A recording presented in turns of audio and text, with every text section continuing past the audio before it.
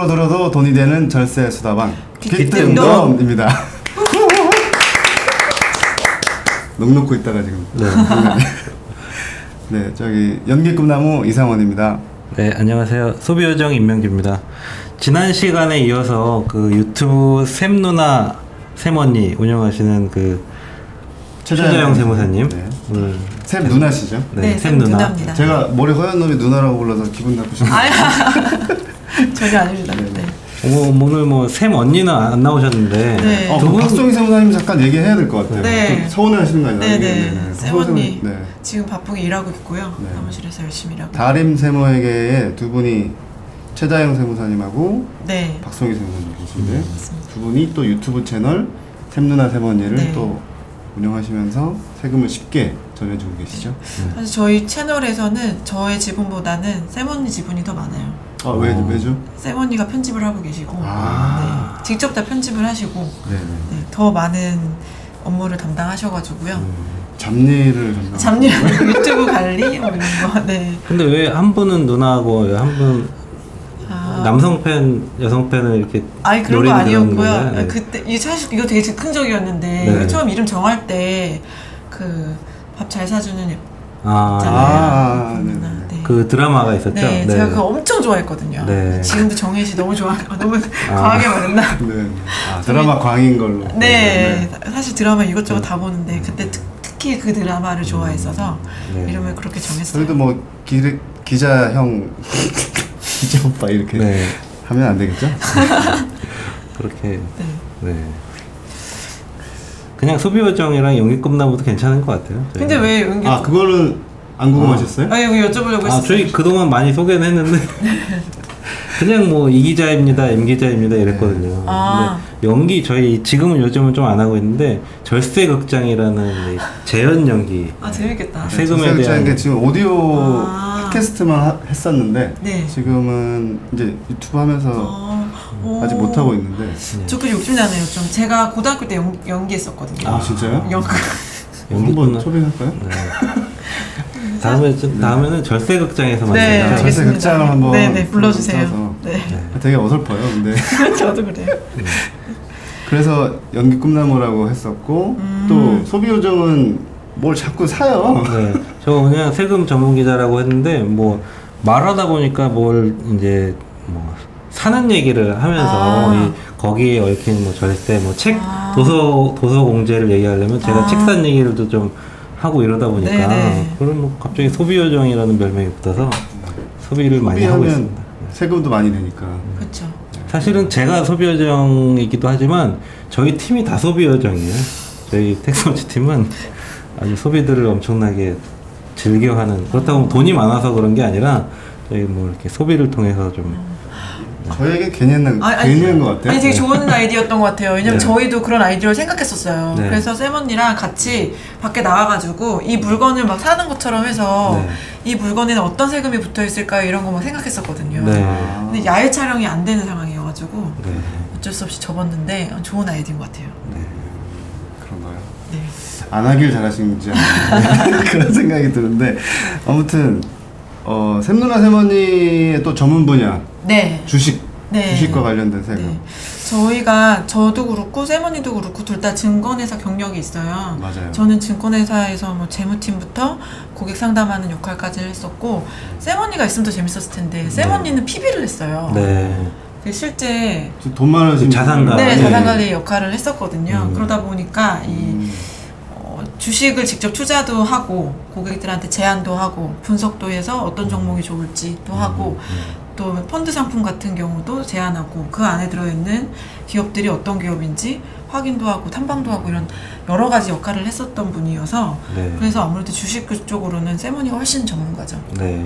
저도 그렇게 사실 얘기하면 오늘 지금 아니, 전문가 아닌 것처럼 하면 안 이게 되는데. 투자로서는 쌤언니가 전문가인데 네. 아무래도 이제 고객 상담하고 이제 최자영 세무사님도 전문가시죠. 맞습니다. 네. 네. 저도 사실 증권부 기자였어요.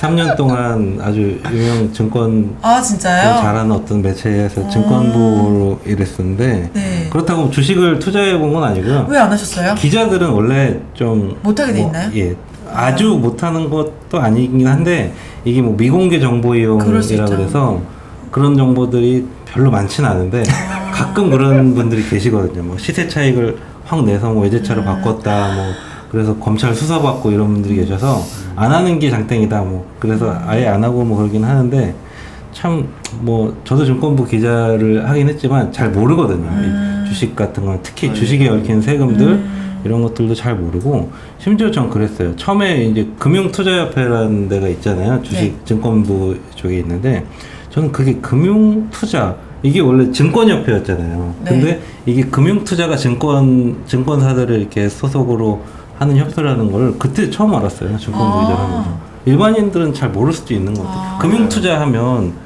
증권이 아니라 무슨 금융상품을 투자하는 곳인 것 같잖아요. 네. 그래서 증권이라는 것도 잘 몰랐고 이 주식의 세계는 정말 알아도 세금보다 더 어려운 것 같더라고요. 그러니까요. 네. 약간 접근하기 어려운 주제인데 저희 네. 정말 증알못인데 네.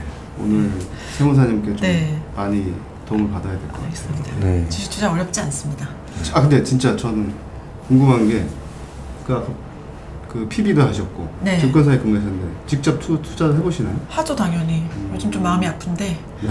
요즘 조금 수익이 좀 많나요? 네, 마음이 아픈데 레버리지 때문에 마음이 좀 아프지만 그래서 포트폴리오가 중요합니다. 이런 아수라장에 흔들리지 않을 포트폴리오와 조금 흔들려도 레버리지 효과가 일어날 수 있는 포트폴리오를 잘 관리를 해야 되는데 그래서 주식은 아무래도 이제 정기예금이나 이런 금리형 상품보다는 가만히 있으면 움직이는 건 아니다 보니까 관심을 가져서 이제 노력을 하는 게 꼭 필요해요. 그래서 네. 저는 주식으로 돈 버시는 분들이나 금융상품으로 투자 수익을 버시는 분들은 아주 불로소득이라고 생각하지 않거든요. 되게 엄청 열심히 하세요. 공부 되게 열심히 하고 이 기업이 진짜 투자 가치가 있는지 판단을 한 다음에 투자하시는 분들이 대부분이라 뭐 이제 그런 시선이 없었으면 좋겠어요. 단타라는 걸 하시는 분들은 예외죠? 아니, 단타도 그게 그것도 생각하고 그거가- 하는 거거든요. 그렇죠. 네, 이거는 시기의 문제인 거고 그렇죠. 그것도 스킬이니까. 언제 팔고 언제 네. 사는 단타를 해야 되는데 지금 단타를 못해가지고 단타를 할 때는 계속 보고 있어야 되는 거 아닌가요? 저는 소심해가지고 네. 이게 사고팔고를 못하겠는 거예요. 네. 그래서 시기를 놓쳐서 다시 내리네 막 더 이런. 오를 것 같은데 그러니까 팔아야 되는 타이밍을 놓쳐가지고 그런 게 많지. 그런 말 있잖아요. 제일 무릎에서 사서 그죠? 어깨에서 팔아라. 네네네. 근데 그게 안 맞는 거예요. 안 돼. 맨날 저기. 그게 정말 베스트인데 네. 항상 막 뭐 배에서 팔고. 항상 물구나무 서 있잖아요. 안 팔면은 미실현 손실은 손실이 아니니까 저는 그렇게 생각하고 있어요. 네. 네. 그래서 요즘에 좀 주식시장이 안 좋으니까 해외로 눈을 돌리잖아요. 네. 또 해외 주식을 사라 뭐 이런 조언들을 많이 하는데 네. 해외 시장은 엄청 좋아요 요즘에. 네. 뭐 직접 투자도 하시니까 미국도 어디가 좀 좋은지 보니까 미국도 좋고 베트남도 좋고 그런 것 같아요. 특정 기업도 얘기해 주실 수 있나요? 그건 좀 기업은 잘 모르겠어요. 저 펀드에 펀드 쪽으로. 네. 그 해외 주식은 국내 주식하고 다르게 양도소득세가 붙는다고 하는데. 네, 어떻게 상품을 투자하느냐에 따라서 다른데 뭐 우리나라 국내 주식 하시듯이 해외 주식을 종목별로 사실 수도 있고요. 네. 근데 아무래도 종목별로 산다고 하면 좀 사는 게 불편하니까 위탁 계좌를 해외 주식 위탁 계좌를 또 따로 만들고 해야 되니까 그게 불편하셔서 증권사나 운용사에서 만든 상품을 이용하시는 경우들이 있거든요. 그 상품들은 뭐 펀드처럼 이렇게 펀드 형태로 묶여 있는 게 있고 증권사에서 신탁처럼 묶여 있는 게 있는데 신탁처럼 묶여 있는 것들이나 랩이라고 해서 이제 특별한 계좌를 만드는 경우들이 있어요. 이런 경우는 직접 투자한 거랑 똑같이 봐요. 세금 계산할 때는. 그렇기 때문에 안에서 발생되는 세금이 양도 차익이 발생하면 개별적으로 따로따로 세금 계산을 해서 신고를 해야 되고요. 펀드는 그냥 금융상품이기 때문에 펀드 안에서 발생된 소득은 다 배당으로 한꺼번에 떨어집니다. 그러니까 여러분들이 하실 게 아무것도 없고요.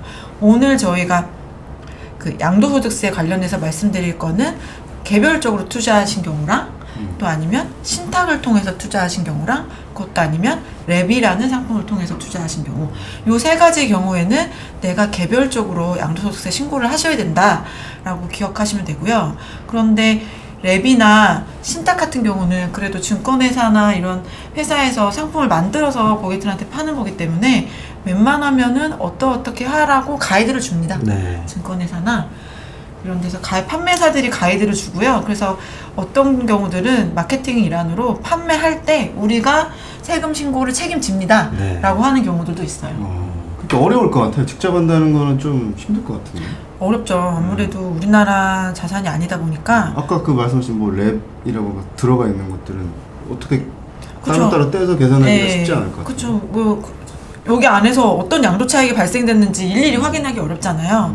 보통은 금융회사에서 다 줍니다. 네. 한 장짜리 뭐 하여튼 한 페이지 안으로 확인할 수 있는 이 계좌에서 어떤 주식이 팔렸고 뭐 코카콜라가 팔렸고 아마존이 팔렸고 이런 주식이 팔려서 원화로 양도소득 금액이 얼마가 나왔습니다. 네. 라는 자료를 주니까요.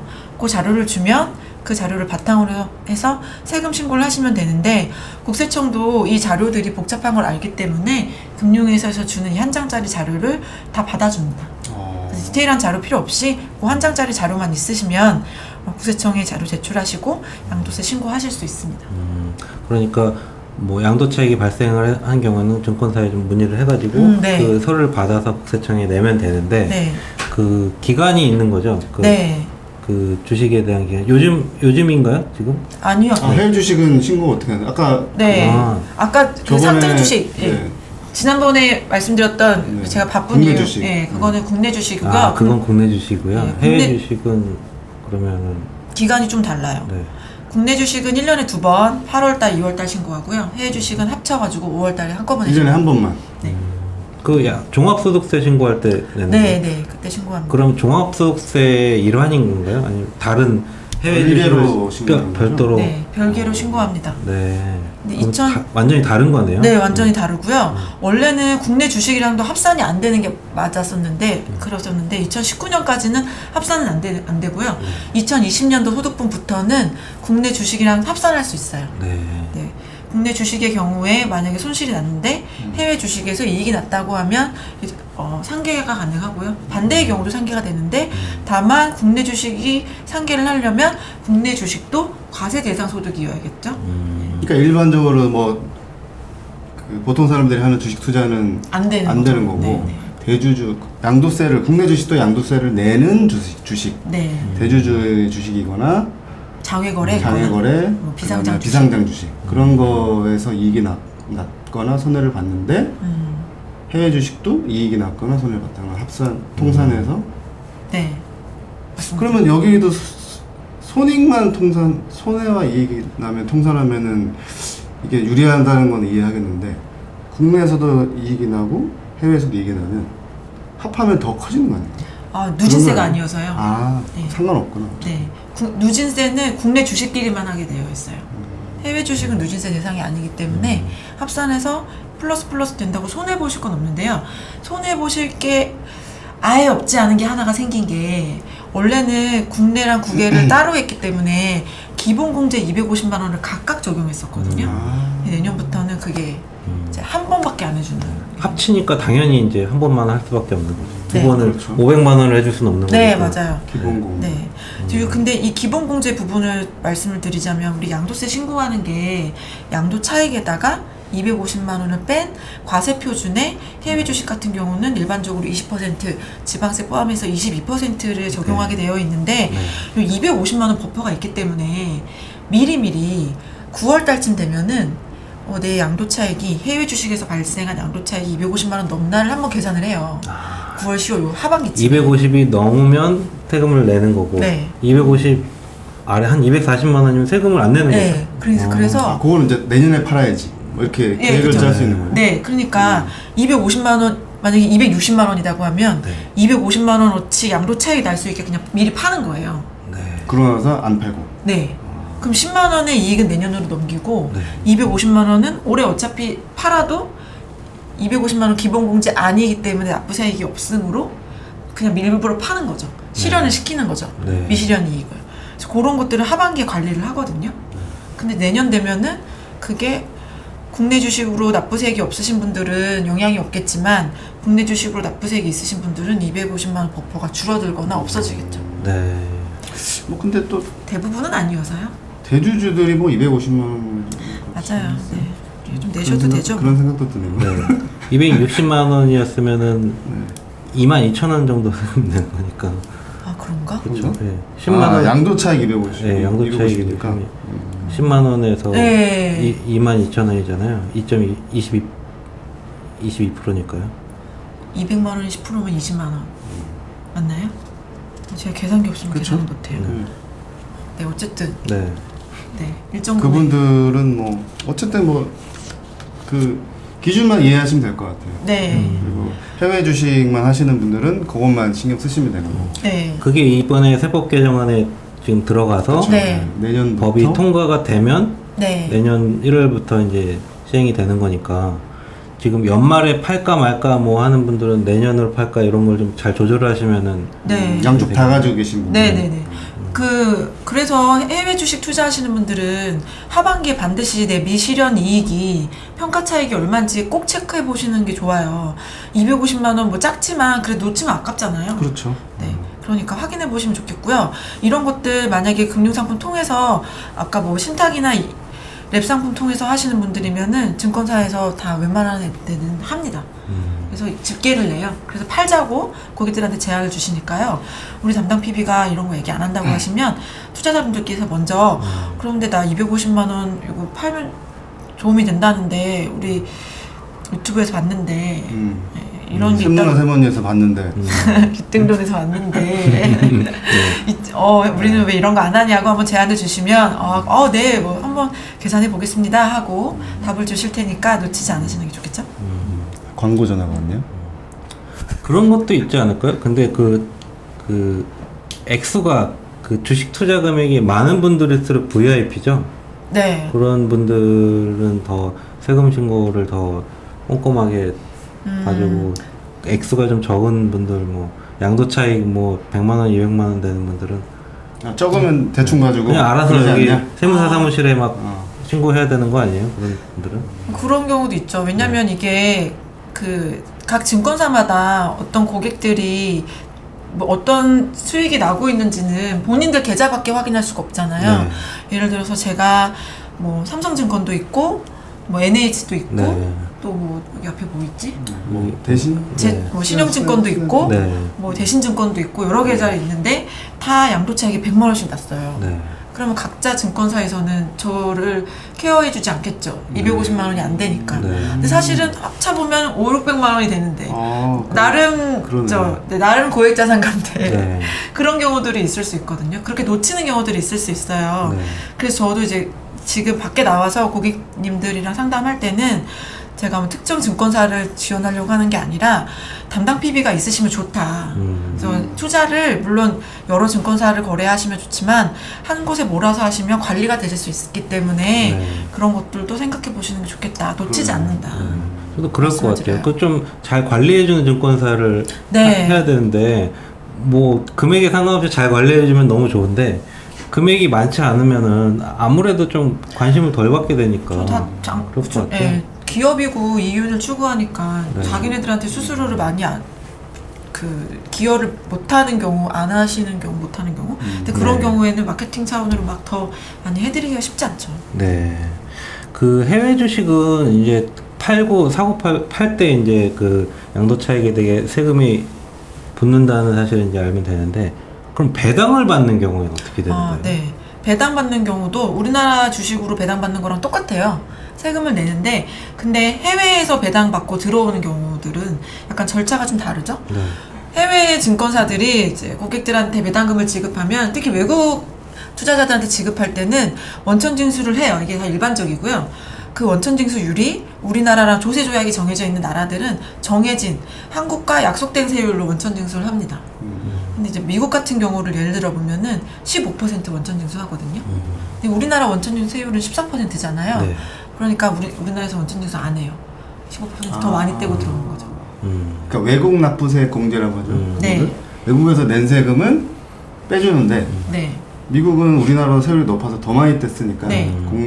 여기서는 안 떼는 거죠. 네네. 그렇다고 해서 돌려주는 건 아니죠. 안 돌려주죠. 그렇게 되면은 예를 들어 뭐 외국에서 100만 원을 벌었다. 그럼 15만 원 떼고 85만 원이 들어오는 거예요. 그러면은 국내 증권사는 최자영이라는 고객이 외국에서 100만 원 수입이 있었습니다. 신고를 해요. 근데 신고할 때 15만 원 미리 냈어요. 신고를 안 해요. 우리나라 국세청에다가. 그런 신고는 안 하고 그냥 우리가 원천징수 한 게 없어요라고 신고를 해요. 그러면 그거 이제 금융기관에 신고를 하면 국세청에서는 100만 원 냈는데 15% 원래는 네, 우리나라 같은 경우는 14만 원 세금 냈어야 되는데 안 냈네? 네. 이렇게 되는 거예요. 그래서 나중에 금융소 종합과세 계산할 때 보면은 원래는 14만 원이 기납부세액으로 들어가 있어야 되는데 그게 없으니까 고객이 다시 계산해 봤더니 낼 세금이 14만 원이 있네? 이렇게 나오는 거죠. 네. 우리나라 소득 같으면 14만 원 이미 냈기 때문에 낼 세금이 없어요 해야 되는데 그래서 요럴 때 외국 납부세액 칸에다가 외국에서 낸 15만 원을 고객이 아니야 나 15만 원 미리 냈어 하고 적어서 내셔야 돼요. 네. 그래야 이제 국세청에서 그래 외국에 냈구나. 네. 그러면은 증빙은 더 받을 게 없구나. 저기 증권회사를 통해서 받은 자료. 네. 네. 첨부해서 내시면 되고요. 그렇구나. 근데 왜 15만 원 냈지? 14만 원 내야 되는데 그럼 만 원 돌려줄까? 이건 아니고요. 네. 그게 만약에 한도를 정하게 돼 있어서 한도 초과로 납부하신 금액이 있으면 2월을 할 수 있어요. 내년으로. 외국 납부세액은 2월이 돼요. 한도 초과의 금액. 근데 그게 뭐 지금같이 15%니까 1% 2월 되는 건 아니고요. 원래 14%까지만 인정이 되는데 그나마도 다 납부세액 공제가 안 되는 경우들이 있거든요. 이런 경우들은 내년으로 2월이 됩니다. 챙겨야 돼요. 그러면 반대로 만약에 외국에서 10%인 배당 세율이 10%인 국가인 경우에는 우리나라가 14%니까 그럼 4%를 우리나라에 더 내야 되겠네. 네. 국세청에 그거를 보여주고 10% 낸 걸 보여주고 나머지 4%를 또 자진해서 낸 내야 것만 되겠네. 공제되니까. 네. 근데 신고할 때 우리가 100만 원에서 외국에서 10만 원 내고 우리가 4만 원 뗐어요 라고 신고할 때 4만 원 뗐어요만 신고하고 10만 원 냈어요는 신고 안 해요. 그런데 정말 중요한 게 이거를 만약에 내가 까먹을 수도 있는 거고 뭐 증권사에서도 놓칠 수도 있는 거 그렇잖아요. 네. 근데 그거를 국세청이 정말 다 아는 건가요? 몰라요. 알 수가 없어요. 그러면은 안 내고 있다가 그냥 넘어가도 슬쩍 넘어갈 수 있는 거네. 어떤 걸 그 해는 그 국세청이 내가 세금을 제대로 내야 되는 건지 아닌지. 국세청은 다 알고 있는. 네, 소득이 발생한 건 알 수 있어요.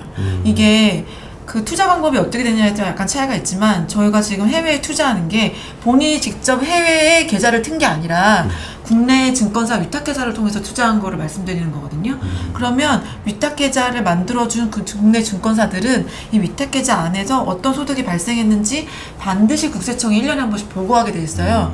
그러니까 외국에 미리 낸 세금은 보고하지 않아도 외국에서 소득이 있었다는 걸 보고를 하기 때문에 스리슬쩍 넘어갈 수는 없어요. 국세청에서 그 총액을 가지고 보고 있다가 여기가 비었네 이렇게 하면 다 이제 일일이 조사에 들어가는 거죠. 네네네. 납세자 입장에서는 유리한 거는 다 알고 있는데 불리한 거는 다 알고 있는데 유리한 거는 빠뜨릴 수 있는 그런 셈이죠. 네. 그래서 놓치는 경우가 있어서 외국 납부세액 공제를 잘 못 챙기시는 경우들이 있거든요.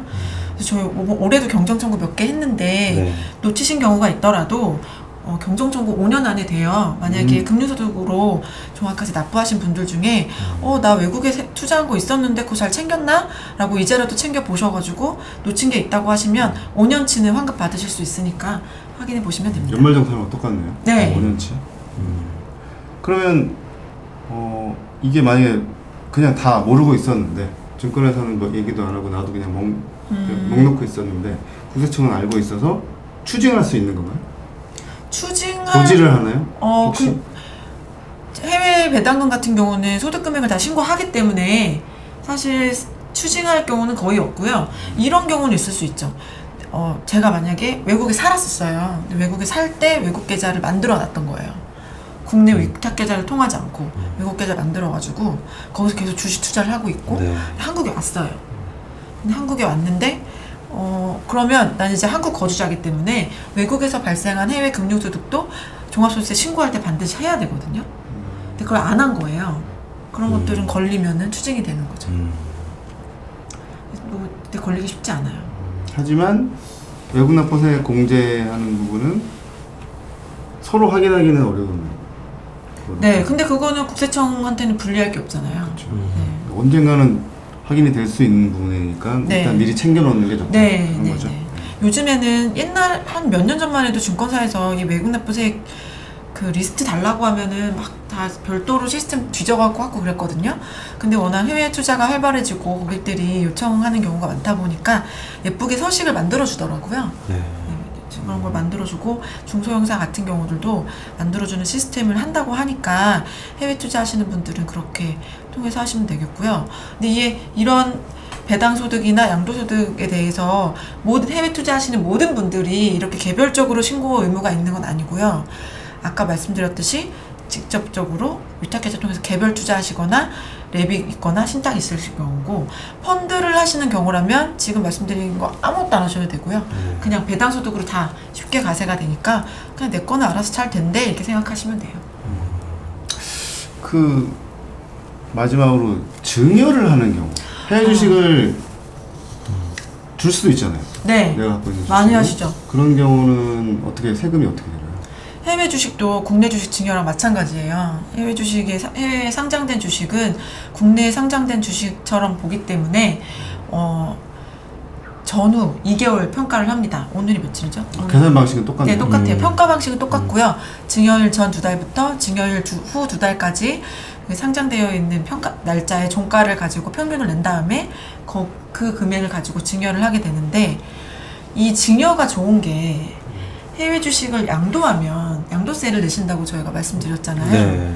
근데 양도 차익이 해외 주식 같은 경우는 특히나 단타를 잘 안 하시잖아요. 뭐 환율 이슈도 있고 쭉 갖고 있다 보니까 갑자기 막 이익이 어마어마하게 낮은 거예요. 그렇죠. 오랫동안 갖고 있다. 2배로 됐네. 막 네. 이렇게 돼버리면. 그쵸, 2배 될 수 있죠. 2배로 됐네 해가지고 근데 갑자기 22% 세금 내려니 너무 부담이야. 이런 경우에 이용하실 수 있는 게 증여라는 증여. 방법이 있는 거죠. 그 줘버리면 근데 증여세는 내야 되잖아요. 증여세는 내죠. 그런데 배우자한테 증여하실 경우에는 증여재산공제가 6억이라는 큰 금액이 있잖아요. 배우자한테 증여하시고 6억 버퍼 안에서 증여하시면 증여세 안 내고, 그러면은 원래 증여자의 취득 원가부터 양도세를 계산하는 게 아니라 증여한 가액이 배우자의 새로운 취득 원가가 되니까 처분하시면 취득 원가에 따라서 양도 차익이 작겠죠. 그렇죠. 바로 팔아버리시면 거의 없을 수도 있고요. 바로 팔아도 되나요? 바로 팔아도 됩니다. 원래 부동산은 배우자한테 줬다가 바로 팔면 안 되게 막 그런 규정이 있잖아요. 네, 2월과세 규정이라고 하는데 주식은 2월과세 규정이 없습니다. 그러면 뭐 1억 원짜리가 2억 원이 됐는데 그냥 일단 배우자한테 증여를 하고. 증여를 그럼 하고 그럼 배우자 1억 취득 원에 대한 공제 다 받고 증여세 안 내고 바로 팔고. 배우자가 팔면 양도세도 안 내고. 네, 양도 차익이 없으니까요. 네. 네. 좋네요. 네. 근데 어떻게 증여를 해야 되는 거예요? 해외 주식인데 내 명의로 돼 있는 주식을 네. 배우자한테 증여하려면은 그래 맞아. 네. 어떻게 그걸 하는 어떻게? 거죠? 그 증권사 위탁 계좌가 있으니까요. 네. 증권사에 가서 나 증여한 거니까 여기 네. 우리 배우자 계좌로 옮겨주세요 하시면 돼요. 그럼 끝이에요? 네. 그럼 증여가 되는 거예요? 네네네. 신고를 그것도 하긴 해야 되네. 하셔야죠. 네. 증여 신고하셔야 되고요. 신고는 이체한 날이 속하는 달의 말일부터 3개월, 일반적으로 증여세 신고 기간이랑 같고요. 네. 3개월 안에 신고하시면 되고, 근데 여기서 유의할 점이 있어요. 전혀 아무 문제가 없는 건 아니고요. 그러니까 너무 네. 간단한데. 그거. 네. 2월 과세 제도는 아니지만 이렇게 세금을 줄이기 위해서 일부러 배우자의 명의를 빌리는 경우들이 있을 수 있는 거죠. 네. 그 양도하고. 주는 척만 하고 그렇죠, 그렇죠. 야 팔아가지고 나한테 줘 이렇게. 그러면 안 돼요. 아. 네, 진짜 증여가 일어나야 합니다. 그 자금을 파시면 그 돈을 배우자한테 주셔야 돼요. 사실은 난 너 이름만 빌린 거니까 자 팔고 빨리 돈 줘 이렇게 하시면 안 돼요. 네. 정말 배우자를 위하는 마음으로 그 양도 차익을 오로지 배우자한테 주겠다라는 마음이 있으셔야 하고요. 네. 해외 주식 투자 사실 해본 적도 없고 그렇죠. 막 세무사님 얘기 들어보니까 주식 투자를 막 하고 싶어지는 그런 마음이 생기는데 네. 네. 하실 건가요?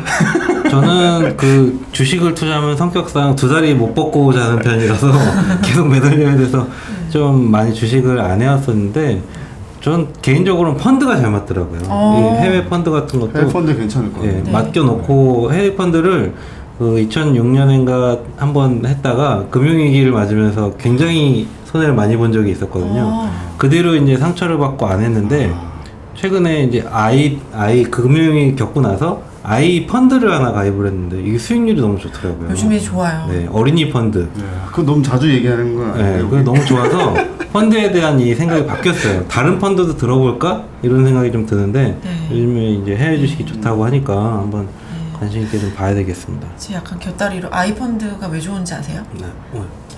아이들이 가입할 수 있는 펀드는 안 깨서 좋은 거예요. 펀드가 운영할 때 안 깨고 계속 굴러가야 잘 되잖아요. 네.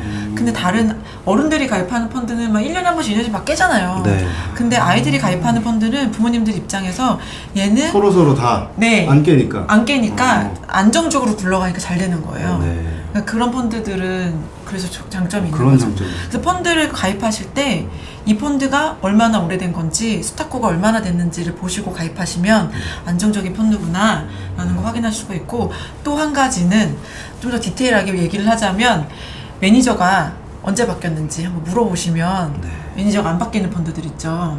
담당 매니저가 꾸준한 펀드들은 잘 되는 펀드예요. 네. 네, 그러니까 뭐 앞으로 펀드 가입하실 때 그런 것들 확인하고 가입하시면 그걸 얘기해 주나요? 매니저가 언제 바뀌었어요? 물어보면? 아, PB면은 그 정도는 얘기해야죠. 음. 이 펀드가 뭔지는 알아야죠.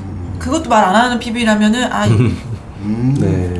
잘 들으셨죠? 네, 그런 것들 확인하시면 좋습니다. 그래서 유명한 펀드들은 그 PB들이 이번에 펀드 매니저 바뀌었다고 하면 그 펀드 깨야겠다 이렇게 해요. 아. 네. 어디로 옮겼대? 그러면 글로 가야 되나? 이런 얘기도 하고. 그런 게 되게 큰 이슈가 됩니다. 또 마지막에 네.